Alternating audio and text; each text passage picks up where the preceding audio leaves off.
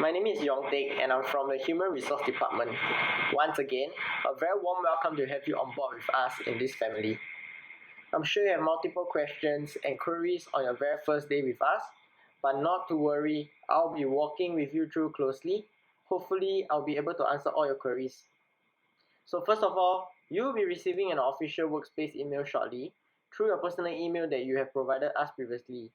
A personalized laptop will also be given to you to complete your daily job requirements. From then onwards, all work-related documents will have to be sent through the laptop and the email. The company history, traditions, values, and mission can also be found in the e-employee handbook, which will be emailed to you in a couple of days' time. On your very first day, it's my pleasure to bring you around the company so that you will be more familiarized with the company's facilities. On top of that, being a new employee, you will be attached to a senior employee that will guide you closely in the following next few months. We hope that with your joining, you will develop a positive and interpersonal relation with your fellow colleagues. Never to be afraid to voice your thoughts and opinions regardless of any matter faced in your day-to-day encounters. We will help you out with that. Amongst that, we provide employees with career training which we have just launched recently. With this program, our company has subsidized 90% of the fees for candidates to earn certificates and degrees in high-demand occupations such as aircraft mechanics, computer-aided science.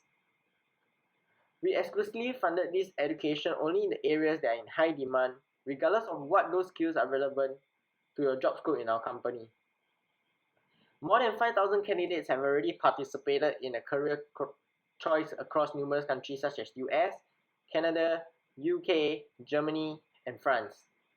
And because of the great interest we have gotten so far, we have built on-site classroom and training grounds to further improve the system for our employees by reducing the need to commute for skill building classes.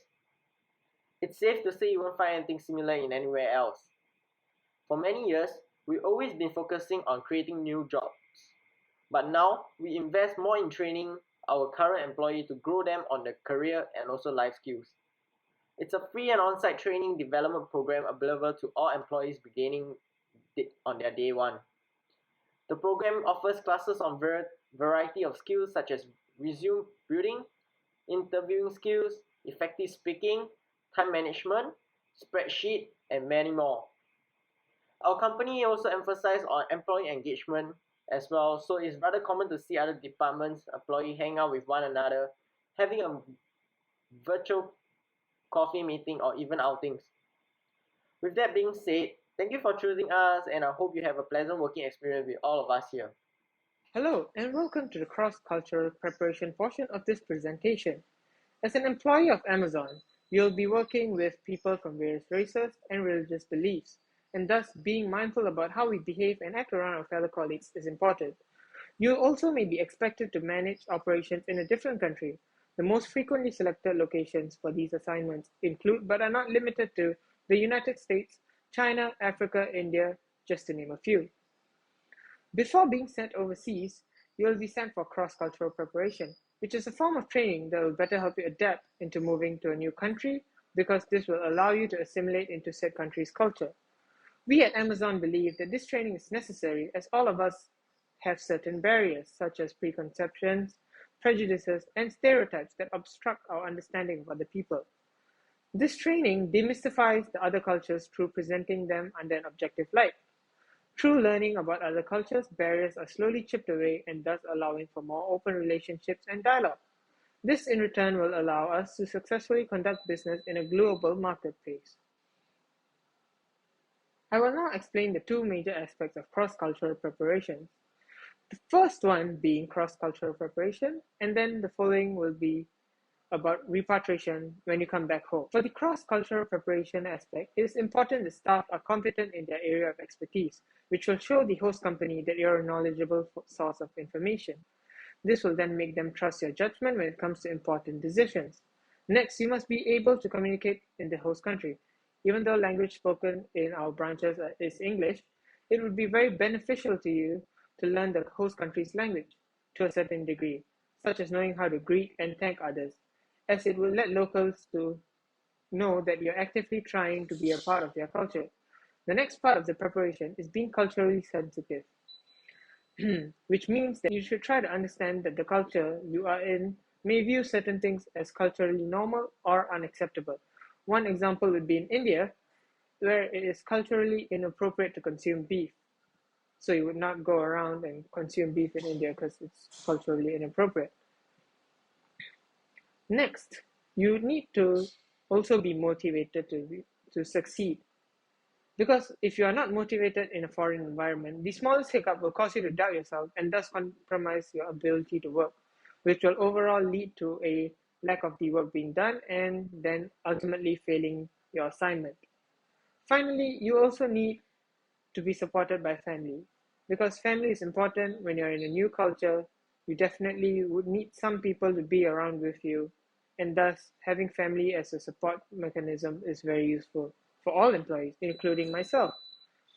The other aspect of cross-cultural training is the repatriation phase, which is when you come back to your home country, in this case, Singapore. So, what expatriates are likely to experience is high levels of stress and anxiety upon return. This is because they might be used to their host environment's culture and practices, and thus coming back to a high paced lifestyle may cause you stress or anxiety. Employees are also encouraged to self manage themselves, such as, reading up on what's happening back at home or keeping up to date on current activities. To help employees assimilate back into culture, we will provide company newsletters and a local newspaper or local newspaper links to the employees so that they can be updated on current affairs. They also may have to adjust to a lower standard of living and thus may decide to leave the company. But in Amazon, we have attractive packages so that you will not feel such a heavy burden. This concludes my section of the video. I would like to thank you for your attention, and if you have any questions regarding cross-cultural training, please feel free to drop me an email via the link below. Thank you. Hi, today I'm going to introduce you to occupational health and safety for new employee orientation. Occupational health and safety is a major concern today. First of all, the incidence of various occupational disease is also rising years by years, especially chemical poisoning, respiratory disease, radiation disease, cancer incidence of the very top. How to prevent the occurrence of occupational disease. Above all, we should know what circumstances can bring about occupational disease generation. We divide them into three broad categories: chemical, physical, and socio-economic. Chemical factors mainly include industrial dust and toxic substances, which have a significant impact on workers working in factories, leading to respiratory disease and poisoning and affecting health. The main physical factors are radiation and bad working environment, which cause harm to workers' internal health.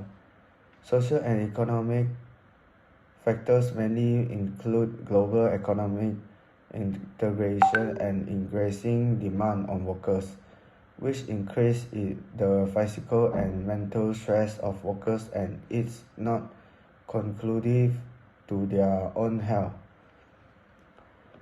When the employee has occupational disease problem, should arrange the employee to go hospital treatment in time and bear the treatment cost of the employee. Employees should also budget for their own occupational disease and choose to leave the position if necessary. Finally, modern society also has many levels protection products. Workers can wear helmet to prevent head injuries, wear earphone to reduce noise damage or to workers' ears. There are respiratory protection devices using the principle of filtration or insulation prevent dust and harmful gases into the body. In addition, there are many kinds of protective products. I'm also prepared an example for you of Amazon activate COVID-19 testing for its employees and the provision of the more than 283 million face masks, 450 million ounces of disinfectant spray and 1.5 trillion wipers. They are also offered 2 weeks of paid leave to anyone disclosure with the virus or quarantines. It hoped that the society will pay more attention to occupational health and safety. This is my share on occupational health and safety. Hello everyone, I'm Xulin Ye. Let's talk about the mental health well-being part. We'll present a different perspective on why mental health in the workplace is important. What is mental health? According to the World Health Organization, mental health is a state of well-being in which each individual is aware of his or her potential, able to cope with the normal stresses of life, able to work productively, and able to contribute to his or her community. Workplace planning can play an important and positive role in maintaining the mental health and well-being of employees. There are many benefits to employers and employees alike for businesses to provide and create a safe and fair workplace, which is also psychologically healthy. A well-designed workplace should support the mental health of individuals, which in turn reduces absenteeism and increases employee engagement and team productivity. Some employees have mental health issues that put their normal lives and even their lives at risk. Creating an environment where more people feel they can acknowledge this aspect and provide effective help is necessary. With regard to mental health in the workplace, employers have an obligation to provide a safe and healthy workplace, and the mental health of employees is seen as similar to physical safety. From the employee's perspective, this means looking after their own health and safety and that for others. When dealing with mental health conditions in the workplace, individuals and companies must work together for mutual benefit. Actions that promote individual health not only benefits the individual, but also make the organization a better place to work. People who achieve good health standards at work are more likely to demonstrate a range of skills that also benefit their employers. And workplaces that aim to promote wellness tend to have people who are more creative, loyal, productive, and perform better in terms of consumer satisfaction. At Amazon, for example, the health and safety of their employees is their top priority. Through the New Life Resources program, all regular full-time Amazon employees enjoy the same core benefits, regardless of their role, level, or position, from company executives to frontline employees in fulfillment centers preparing orders for customers.